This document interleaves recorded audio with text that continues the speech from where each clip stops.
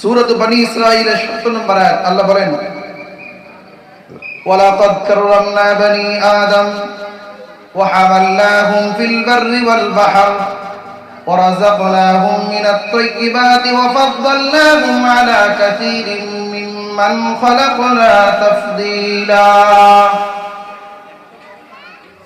আমি আল্লাহ আদম সন্তানকে মুকাররম বানিয়েছি, সম্মানিত বানিয়েছি। ওয়া হামালনাহুম, এবং তাদেরকে বহন করেছি, তাদেরকে স্থান দিয়েছি জলে এবং স্থলে। ওয়া রাযাকনাহুম মিনাত তাইয়্যিবাত, এবং আমি আল্লাহ তাদেরকে পবিত্র বস্তু সমূহের থেকে রিজিক প্রদান করি, রিজিক দিয়েছি। ওয়া ফাদ্দালনাহুম, এবং আমি তাদেরকে শ্রেষ্ঠত্ব দিয়েছি, আলা কাসীরিম মিম্মান খালাকনা, আমি আরো যত সৃষ্টিজীব সৃষ্টি করেছি এগুলোর উপরে আমি খালাকনা তাফদীলা,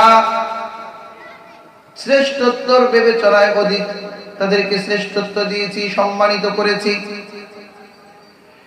ঈমানদারদেরকে আল্লাহ তাআলা সম্মানিত করেছেন সূরাতুল মুজাদালার 11 নম্বর আয়াত, ইয়ারফাইল্লাহুল্লাযীনা আমানু মিনকুম, তোমাদের মধ্যে যারা ঈমানদার আল্লাহ তাআলা তাদের মর্যাদাকে বৃদ্ধি করেন।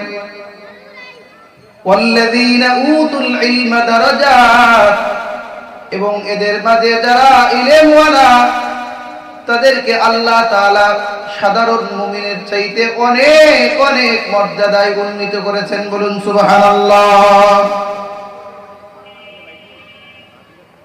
আল্লাহ সেই সত্তা যিনি মানব জাতির কল্যাণে পৃথিবীর সব কিছু সৃষ্টি করেছেন। আল্লাহ বলেন সূরাতুল বাকারার 29 নম্বর আয়াত, হুয়াল্লাযী খালাকা লাকুম মা ফিল আরদি জামিআ, মানে জমিনে যা কিছু আছে সব কিছুকে আল্লাহ তাআলা মানুষের খেদমতে, মানুষের উপকারের জন্য সৃষ্টি করেছেন, আর মানুষকে আল্লাহ তাআলা সৃষ্টি করেছেন তার ইবাদতের জন্য।